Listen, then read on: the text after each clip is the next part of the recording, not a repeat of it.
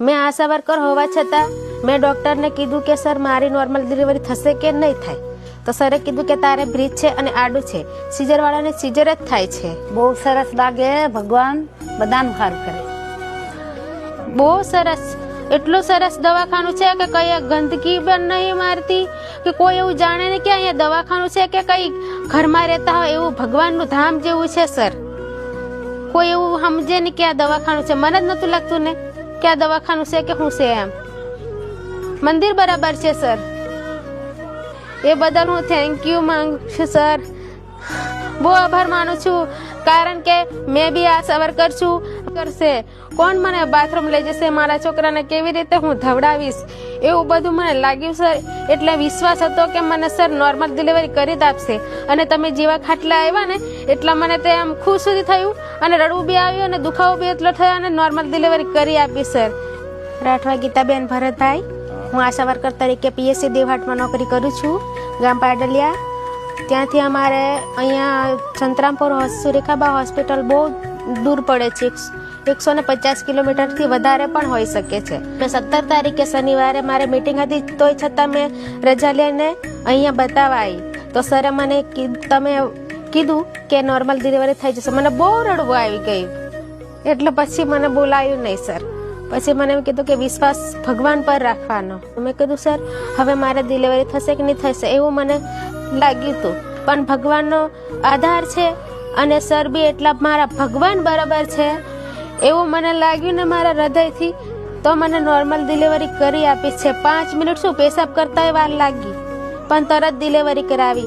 જે બહેનોને સિઝેરિયન હોય એ બહેનો સંપર્ક કરે અને ડિલિવરી સર નોર્મલ કરી આપે છે તો કોઈ બહેનનું જોખમ ના રહે। કોઈ આપણી પાછળ એક માણસ શું પણ 4 માણસ હોય તો બી આપણું શરીર ગોળવાતું નથી। મારે સારું થયું ને તમારું સારું થયું ભગવાન બહુનું બધાનું સારું થાય। મારું નામ ભરતભાઈ રતનભાઈ છે। હું પાટડિયા ગામમાં છોટાઉદેપુર જિલ્લામાંથી આવું છું। 150 કિલોમીટર થાય છે મારે। સાહેબના વિડીયો જોતા હતા મારી ઘરવાળીને ઊભું સીઝર હતું અને તે બતાવવા જે સોનોગ્રાફી કરવા જતા કે આડું બાળક છે એટલે સાહેબને બતાવી એક વખત પહેલાં 10 દિવસ પહેલાં આવ્યા હતા અમે। સાહેબે અમને વિશ્વાસ આપી દીધો કે નોર્મલ ડિલિવરી કરાવી આપીશ અને વિશ્વાસ પૂરો ઉતર્યો કે નોર્મલ ડિલિવરી કરાવી આપી સાહેબે મને। એ બધા સાહેબનો સ્ટાફ વતી મેં ખૂબ ખૂબ આભાર માનું છું। ડૉક્ટર સારા છે, સ્ટાફે સારો છે અને હોસ્પિટલની સુવિધા પણ સારી છે। મારું નામ છે રાઠવા વિનેશભાઈ રતનભાઈ। અમે છેક છોટાઉદેપુરથી પાડલિયા ગામ થયા છે। અહીંથી છેક છોટાઉદેપુર 150 કિલોમીટર થાય છે।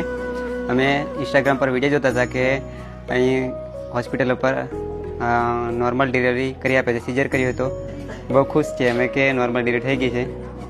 અમે છોટાઉદેપુરમાં અમારા ભાઈ જો હોસ્પિટલ લઈ ગયા હતા હોસ્પિટલમાં તો આડું બાળક છે ને એવું તેમ કહેતા હતા એટલે અમને ત્યાં વિશ્વાસ ના આવ્યો એટલે અમે છેક અહીંયા સંતરામપુર આવી ગયા છે।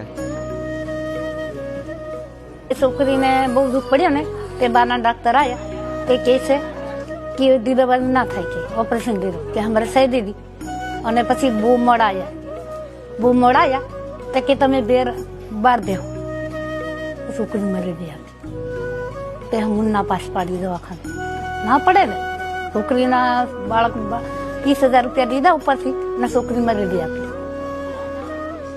સરને હું બહુ આભાર માનું છું। મારા ભગવાન છે સરને અને સરના એના સ્ટાફ અને સર બધા જ લોકો એકદમ વ્યવસ્થિત।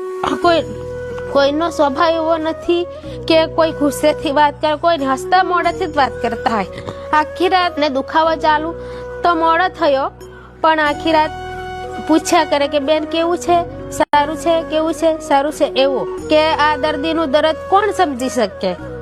જે સરને લાગણી હોય એ માણસ સમજી શકે સર।